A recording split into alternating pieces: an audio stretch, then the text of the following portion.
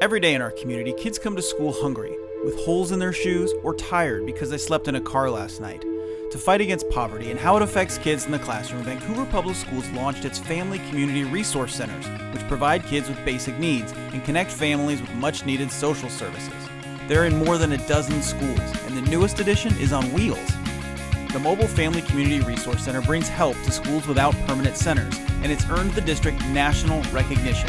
It was one of just 3 districts across the country to earn a Magna Grand Prize from the National School Boards Association. I'm Nick Voll, and I'm scouring social media for the best news from across Vancouver Public Schools. This is VPS Success. To learn more about the Mobile Family Community Resource Center, I asked its coordinator, Nicole Loran-Graham, to take me with her on a typical morning. Hey Nicole, how are you? Good to see you. How are you? Good. Good. All right, so what are we doing today? Today we're here at the Clark County Food Bank. We are picking up a food pantry for Fir Grove. We're putting together food boxes for families for spring break. All right, cool. Yep. Let's get going. Let's do it.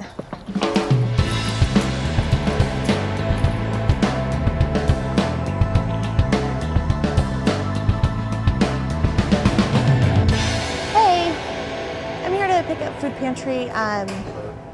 Yep. See if Brian has your paperwork. Okay, cool. Okay, they're getting the paperwork. Cool. So I'm just gonna open up the van and they'll bring it out here.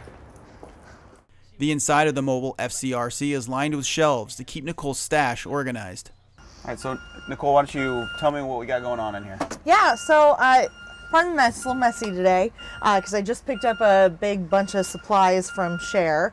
But we have a dry food pantry in here, so when we take the van to schools, they can access it to either stock their own food pantries, or if it's for an event, families can come and they can get stuff out of the food pantry. We also have hygiene products, shampoos, conditioners, toothbrushes, toothpaste, all kinds of stuff, and school supplies.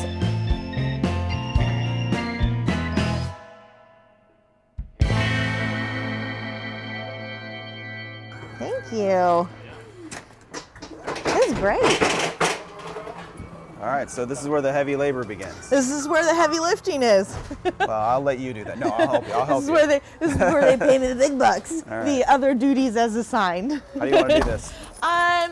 So we'll mostly, the little boxes, we'll try to keep over on this side because the big boxes should line up pretty easily right here. Okay. So we'll just start stacking them and kind of playing box Tetris.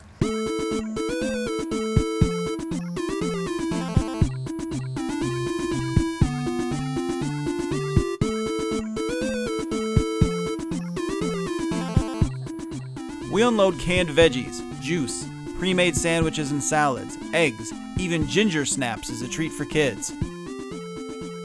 So obviously you work with Share and the food bank. Yeah. Who else do you partner with to get all this stuff that you're able to give to families? Oh man. So last year we worked with Crossroads Community Church to get hygiene products. They did all kinds of hygiene products for us: shampoos, conditioners, razors, all kinds of stuff. We work with some different donors for coats. The Fire District 6 has come in and given coats to schools. We've had coats donated from smaller local organizations. Just different places that are connected in some way to the schools. I had a coworker of mine, she goes to Curves, and they did a food drive and they donated food. Nice. I did a food drive with the school district, with the district office, and that's how we got some of this food. The maintenance departments in the school district did a food drive for us.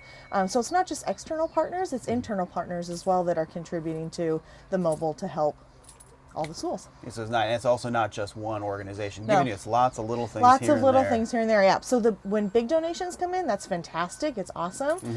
But those little ones keep us going in between those huge donations. So those little ones are really important. Sure.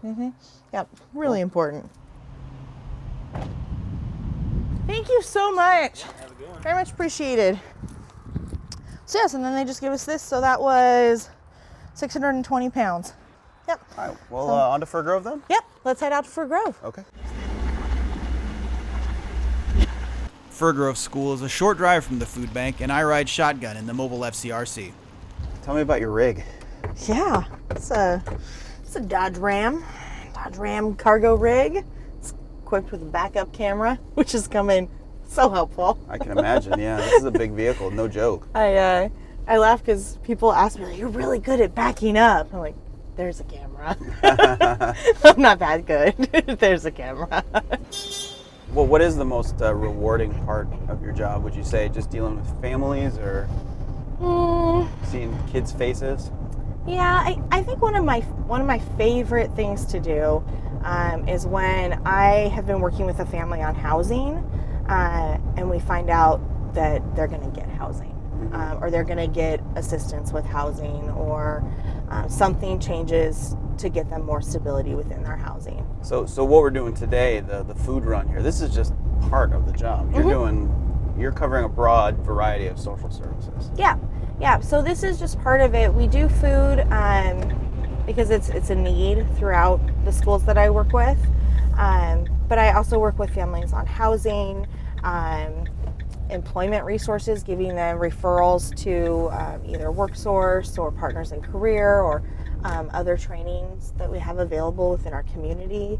I try to know what's going on in the community so that when parents come to me with a variety of issues, I can help point them in the right direction.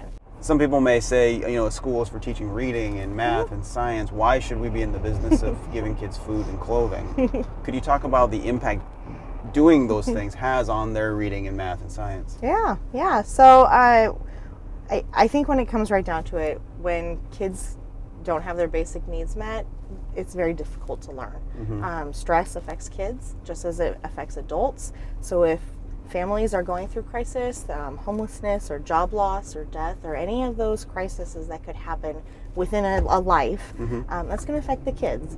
And if families are struggling with hunger and kids are coming to school hungry, it is very hard to focus on math and science and reading. Sure, like how are you going to do long division if you didn't, if the last time you ate was lunch the day before? Yep, exactly. Or if you haven't got a solid night's sleep because your family's been living in your car, you see why kids start to fall asleep in first period if maybe they slept in their car the night before and didn't get much sleep. Fir Grove is a school for students with severe emotional or behavioral disabilities with a high rate of free and reduced lunches, which is a federal benchmark for poverty. We arrive and start loading up food for the weekend.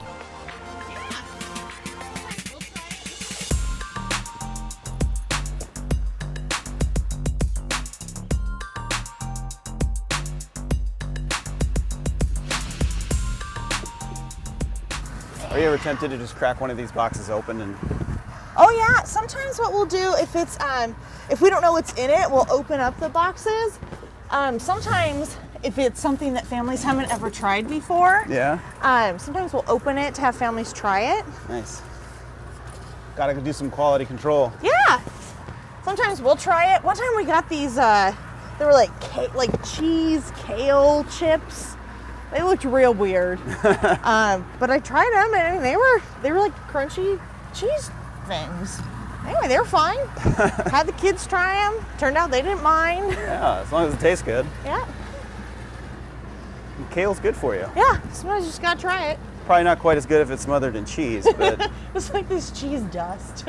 Over the course of 2 trips, we wheel the food back to the staff room. Later today, staff members have volunteered to assemble the food boxes to distribute to families. Hello. So not only are we seeing the inside of your van today, the viewers will get a chance to see the Teacher's Lounge, which is a very mysterious place. The mysterious Teacher's Lounge. I always tried to spy this place as a kid. Yeah, exactly. You want to know what the teachers are doing when you're not watching. Well, they obviously live in here full time. Yeah, of course. This is their home. And when you see them out in public at a store or something, you're like... It's only because they've escaped the Teacher's Lounge. You don't belong here.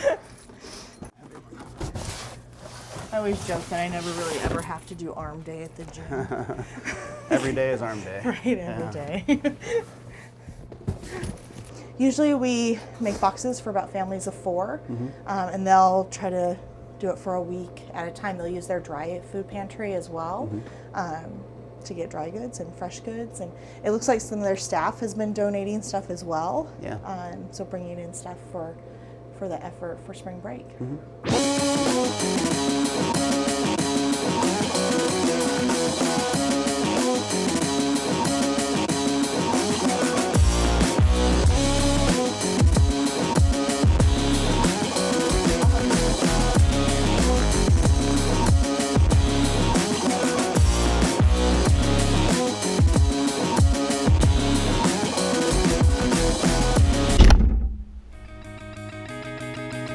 Nicole and I grab a quick selfie for Twitter.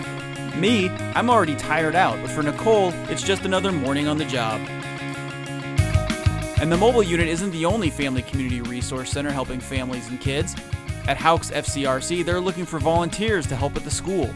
Call 360-313-2120 to get more information. Over at Truman Elementary, staff worked with the FCRC to put on a family engagement early literacy event. Studies show that the more parents are involved, the better students do in school. If you see great things happening in Vancouver Public Schools, post about it on social media. Use the hashtag VPS Success. It's a great way to share the work of the people who make our school communities amazing places for students to learn. Until next time, I'm Nick Voll.